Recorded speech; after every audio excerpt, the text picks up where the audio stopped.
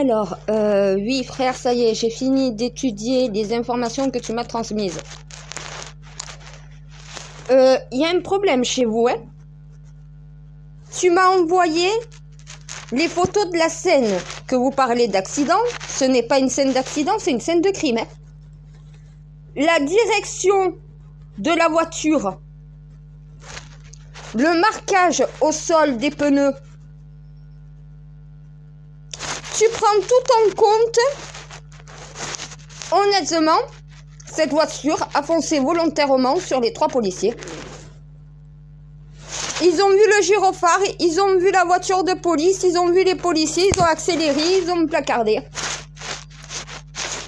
Donc, homicide volontaire sur représentant avec un S de l'autorité publique.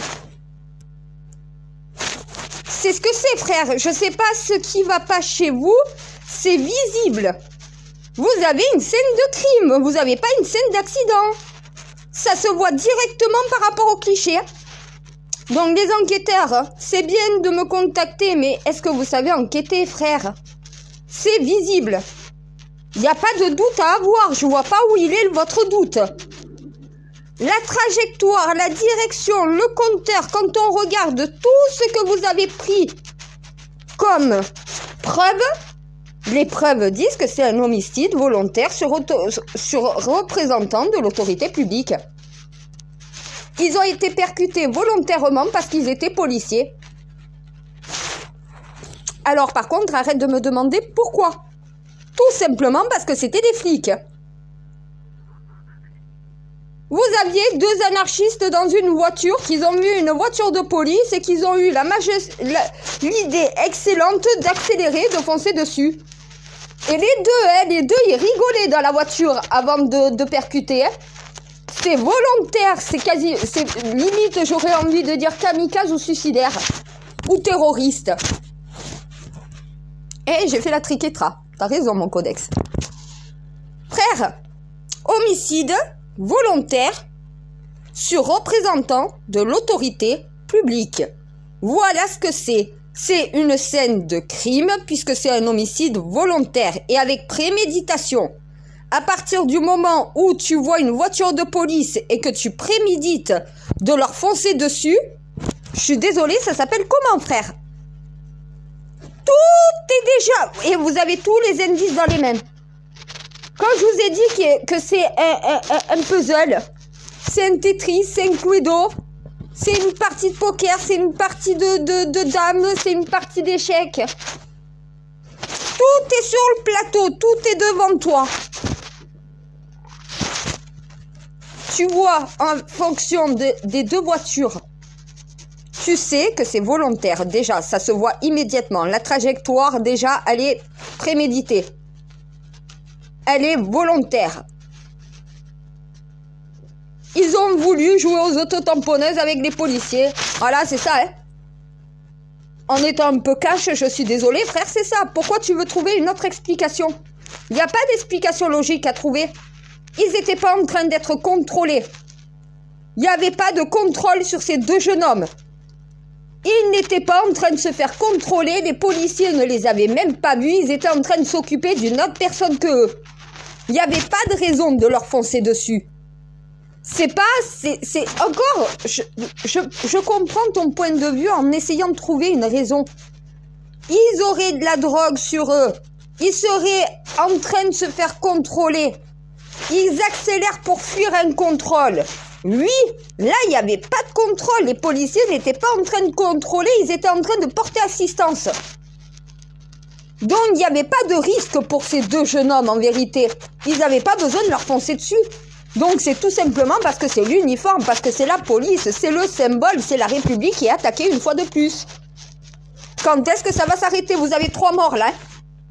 Ça commence. Et mes policiers, je vous l'ai dit, quand il y aura des morts, peut-être que ça s'arrêtera. Eh bien, ça y est, il y en a 3. La haine sociale vient de tuer 3 policiers. 3 policiers innocents, hein. Jamais accusés de quoi que ce soit, jamais pris à partie dans une manifestation. Des jeunes qui viennent juste de commencer, hein, qui venaient en renfort justement pour aider la société. prenant en compte que la police était en sous-nombre et que pour défendre la société, il fallait être plus nombreux, ils se sont engagés, mais pas pour se faire tuer. Darmanin, c'est pas suffisant ce que tu proposes. Écoute, les policiers, ils savent ce qu'il faut faire pour ce genre de cas-là. Ils savent, eux. Pourquoi vous ne les écoutez pas? Et Darmanin, Macron, est-ce que je dois transmettre ce qui s'est passé, ce qui s'est dit lorsque mes syndicats ont été reçus? Est-ce que je dois dire ce qui s'est dit dedans? Parce que eux avaient raison, vous étiez à côté de la plaque. Mais encore une fois de plus, vous niez la réalité, vous niez l'évidence. Il va falloir durcir la loi, il va falloir beaucoup plus être sévère. Mettez une perpétuité incompressible pour tout citoyen s'attaquant à un représentant de l'autorité publique. Je peux vous dire qu'une fois qu'il y en aura une vingtaine qui se retrouveront en prison à perpétuité, le message sera transmis à la société. Vaut mieux éviter, si tu veux pas être privé de ta liberté, de ne pas attaquer un représentant d'État. Voilà, là au moins il y a une peine. La personne, elle sait à quoi s'attendre. Attaque un policier, dès la première fois, tu prends perpète. Aux États-Unis, regardez, ils ont durci les choses, hein. Et ils sont en train de reprendre un peu de contrôle. Voilà. 3 policiers morts parce qu'ils étaient policiers. Frère, je peux pas te donner la raison de pourquoi ils ont foncé dessus. Il y en a pas, à part celle de ils sont flics.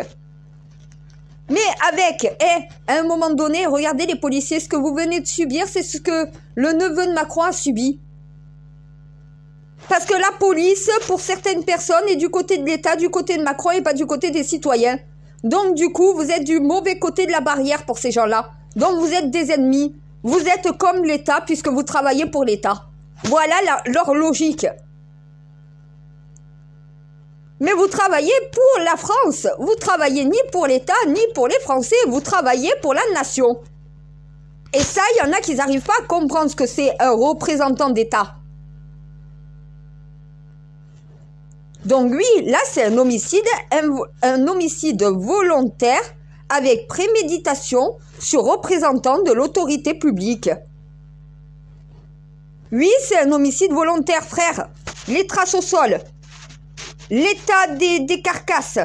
Parce que là, c'est de la carcasse. Alors, là, franchement, je sais même pas comment il y en a un qui a réussi à survivre à tout ça. Et il est tout aussi responsable que son collègue qui est au volant.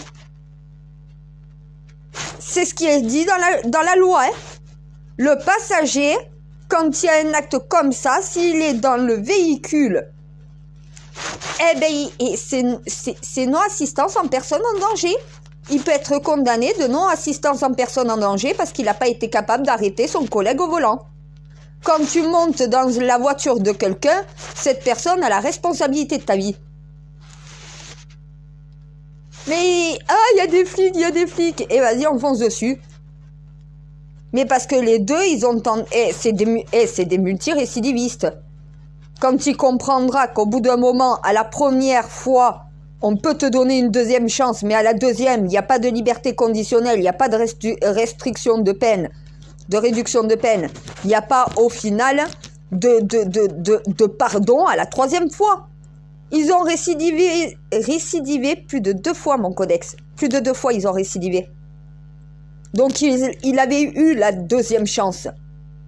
Et on continue de leur pardonner, on continue de mettre des peines légères, on continue de leur donner du sursis. Non, t'as le droit à une deuxième chance, mais t'as pas le droit à des multi-chances de récidive. Déjà, ce conducteur n'aurait pas dû avoir un volant dans les mains. Il aurait dû être interdit de permis. Ah, mais il faut les surveiller, les chauffards de la route. Ceux qui se droguent au volant, ceux qui boivent au volant, ceux qui, au final, ont une façon de conduire, mais qui est dangereuse pour les autres. Quand tu conduis à contresens et que tu atterris sur les policiers, mon codex, c'est pas par l'opération du Saint-Esprit. Hein. Quand tu fonces dans le tas, c'est que tu lâches. Et surtout que là, tu le vois.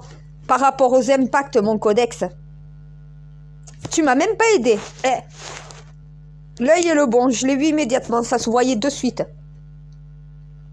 Les traces des pneus. Quand il y a une accélération et qu'il n'y a pas de traces de freinage, ça veut dire quoi? Dans un accident, tu cherches à freiner. C'est instinctif. Tout le monde réagit à chercher à appuyer sur la pédale pour pouvoir freiner.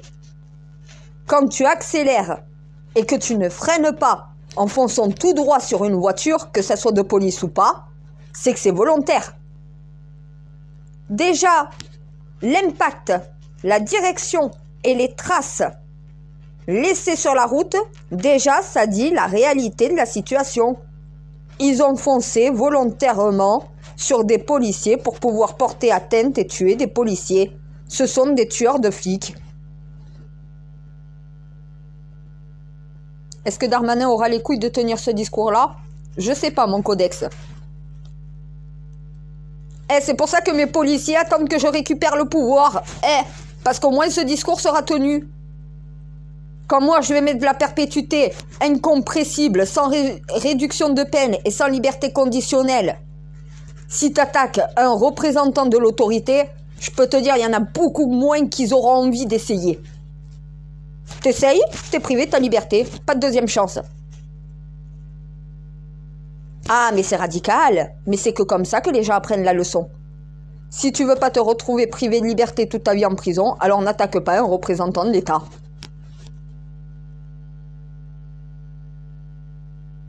Eh ben oui, et voilà. Ça, c'est une peine. Ça, c'est une peine qui te donne pas envie d'essayer. Mais ils sont capables de mettre ça en place, mais tant qu'ils mettront pas une véritable sanction, une véritable épée de Damoclès, ça veut dire qu'on peut t'accorder du sursis et une deuxième chance. Mais si pendant le temps du sursis, tu commets une erreur, tu prends perpète. On peut aussi faire ça. T'as une épée de Damoclès au-dessus de la tête. Tiens-toi carreau. Et si tu récidives, c'est perpétuité incompressible. C'est marqué. Si t'as déjà attaqué une fois un représentant d'État, qu'on t'a permis un petit arrangement parce que t'as reconnu tes erreurs, mais que tu récidives ou que tu ne respectes pas les conditions de l'accord fixé avec la justice, eh ben oui, tu prends perpète. Et le mot perpète, ça donne plutôt envie de ne pas la prendre, la perpète. Oui, tu te rappelles? J'avais eu cette discussion avec un jeune de la Paillade qui, lui, venait de sortir encore de garde à vue parce qu'il avait agressé un policier. Oui, par rapport à mon petit frère, après, il savait qui j'étais. Il a vu le capture et tout. Quand je lui ai dit, moi, si je prends le pouvoir de la France, attaque un représentant de l'autorité, tu prends perpétuité, incompressible. Pas d'appel, pas de libération conditionnelle, rien du tout. T'attaques un représentant d'État, tu sors plus de prison. Privé de liberté. Puni de liberté, à vie. T'avais qu'à pas attaquer un représentant d'État, je lui ai fait comme ça.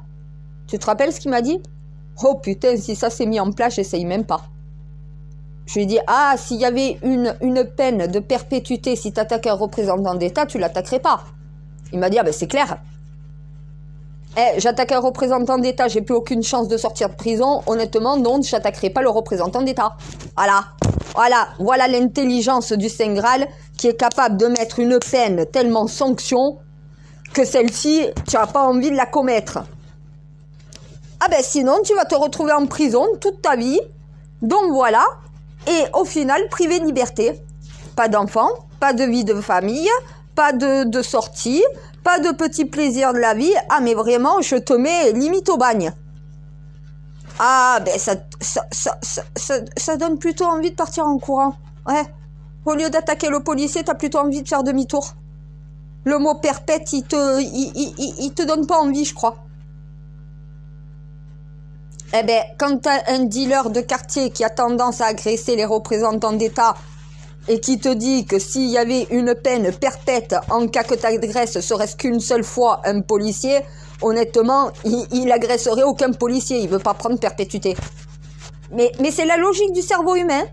Si la peine est très très très forte et très très très dure, et que tu es privé de liberté si tu attaques un représentant d'État, tu vas pas l'attaquer. Ou ceux qui vont le faire vont se retrouver enfermés à perpétuité, mais au final, ils sont cons. Voilà. Ils auront pas de vie, c'est le choix qu'ils auront choisi. Et ça, c'est une peine, c'est une sanction.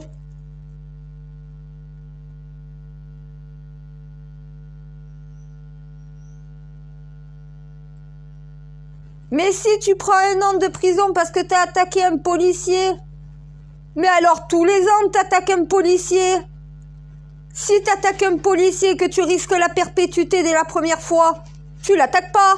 Eh ben oui, c'est la logique, mon codex, mais ils comprennent pas ça comme ça. La loi est glacée, juste ICE, l'équilibre glacé. Tu préviens.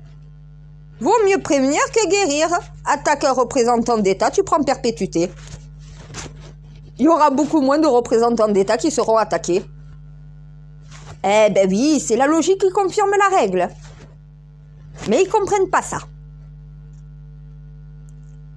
1 an de prison pour agression sur un représentant d'État. Ou même 10 ans. Mais tu peux commettre ça tous les 10 ans. Ça t'empêche pas de récidiver. Par contre, si tu sais que tu n'as aucune possibilité de sortir de prison, ni de récidiver, ni de quoi que ce soit si tu commets cet acte-là, parce que je le classifierai tout simplement dans un crime. Attaquer un représentant de son pays, c'est un crime.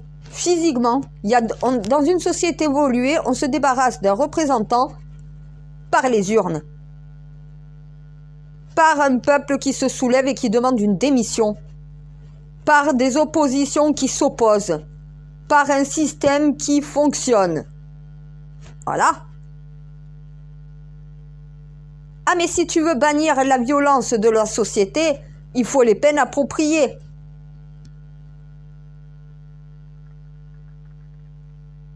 Ah, mais là, le conducteur, il aurait survécu, il aurait eu homicide volontaire, prémédité, sur représentant de l'autorité publique.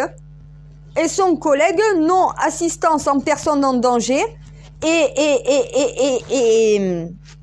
complicité dans un homicide sur dépositaire d'autorité publique.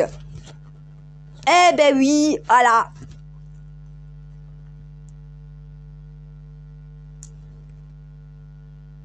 Ils se demandent pourquoi. Mais parce qu'ils sont flics. Voilà. Donc, tant que le flic n'a pas la toison d'or pour le protéger, ça veut dire une justice qui est là pour protéger le représentant, à un moment donné, il n'y aura pas de justice et il y aura d'autres policiers qui vont se faire tuer. C'est qu'un début, hein. Là, en plus, avec le chaos de la société, c'est en train de se gangréner. La violence est en train de gangréner tout le monde. Et les esprits les plus instables sont ceux qui passent à l'acte. Ce mec était déséquilibré. Juste la vue d'un gyrophare, ça lui a fait péter les plombs et foncer sur une voiture police. Me dis pas que ces gens-là n'ont pas un problème quand même. Que ça soit une voiture de policier ou de qui que ce soit. Ça me viendrait jamais à l'idée, je suis saine d'esprit, que de foncer dans une bagnole. Je tiens à ma vie et j'ai pas envie de tuer quelqu'un à un moment donné parce que je suis une personne équilibrée. Ceux qui foncent sur une voiture, peu importe à qui est la voiture, c'est des gens déséquilibrés. Et que ça plaise ou pas à la famille d'entendre ça, moi je m'en contrefiche, je dis la vérité moi. Ah, ils ont perdu un enfant. Eh ben oui, mais de l'autre côté, il y a 4 familles qui ont aussi perdu un enfant. À cause du comportement du leur. La famille en deuil, mais par sa propre faute. Hein. Elle n'a pas vu son gamin mal tourné. Elle n'a pas vu que son gamin était associable et instable. Elle n'a pas vu que son gamin c'était un voyou. Elle attendait quoi? De continuer de prier le ciel en espérant qu'il n'arrive rien à son fils. Mais c'était prévisible. Quand t'as pas de limites au bout d'un moment et comme personne n'est capable de te les mettre, les limites, faut pas s'étonner de se retrouver dans des états comme ça où les gens se permettent de faire des choses qu'ils n'ont pas à faire normalement. Et ça n'a rien à voir avec l'éducation. C'est tout simplement, au final, tu ne veux pas voir. Ah, c'est ton chéri, c'est ton enfant, c'est ton bébé, tu veux pas voir qu'il a un problème. Tu veux pas venir juger ton fils et tout le reste, tu veux pas avoir de problème, ton fils te fait peur. Et c'est parce que t'as pas d'autorité qu'au final, ton fils fait ses conneries. C'est pas l'éducation, c'est l'autorité qui manque.